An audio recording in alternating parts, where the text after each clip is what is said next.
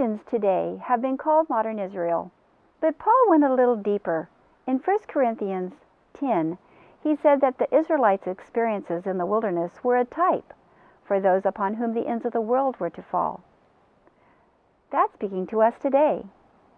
So therefore, would not the message that Moses gave to the children of Israel just before they entered the promised land also be a message directed to us today as well? And now, Israel, what doth the Lord thy God require of thee, but to fear the Lord thy God, to walk in all his ways, and to love him, and to serve the Lord thy God with all thy heart and with all thy soul, to keep the commandments of the Lord, and his statutes which I command thee this day for thy good. If thou shalt hearken unto the voice of the Lord thy God, to keep his commandments and his statutes, which are written in this book of the law, and if thou turn unto the Lord thy God with all thine heart and with all thy soul, for this commandment which I command thee this day, it is not hidden from thee, neither is it far off. It is not in heaven, that thou shouldest say, Who shall go up for us to heaven, and bring it unto us, that we may hear it and do it? Neither is it beyond the sea, that thou shouldest say, Who shall go over the sea for us, and bring it unto us, that we may hear it and do it? But the Lord is very nigh unto thee, in thy mouth and in thine heart, that thou mayest do it. See, I have set before thee this day life and good, and death and evil. In that I command thee this day to love the Lord thy God, to walk in his ways, and to keep his commandments and his statutes and his judgments, that thou mayest live and multiply. And the Lord thy God shall bless thee in the land whither thou goest to possess it.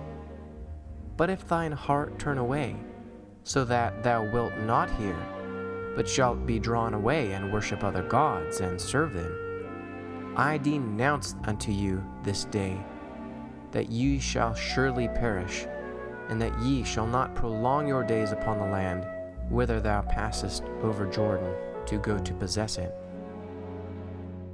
Keep therefore and do them, for this is your wisdom and your understanding in the sight of the nations, which shall hear of all these statutes and say, Surely this great nation is a wise and understanding people.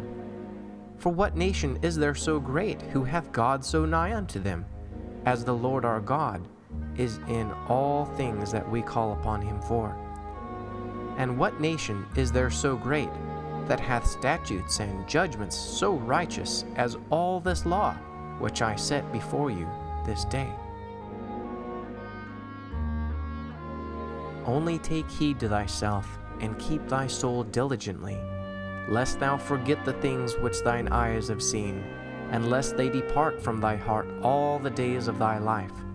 But teach them to thy sons and thy sons' sons, especially the day that thou stoodest before the Lord thy God in Horeb, when the Lord said unto me, Gather me the people together, and I will make them hear my words, that they may learn to fear me all the days that they shall live upon the earth, and that they may teach their children.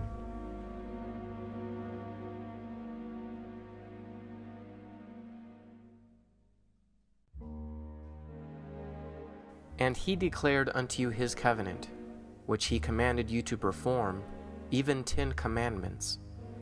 And he wrote them upon 2 tables of stone. And the Lord commanded me at that time to teach you statutes and judgments, that ye might do them in the land whither ye go over to possess it. Take ye therefore good heed unto yourselves. I call heaven and earth to record this day against you, that I have set before you life and death, blessing and cursing. Therefore choose life, and that both thou and thy seed may live, that thou mayest love the Lord thy God, and thou mayest obey his voice, and that thou mayest cleave unto him. For he is thy life, and the length of thy days, that thou mayest dwell in the land which the Lord swore unto thy fathers, to Abraham, to Isaac, and to Jacob, to give them.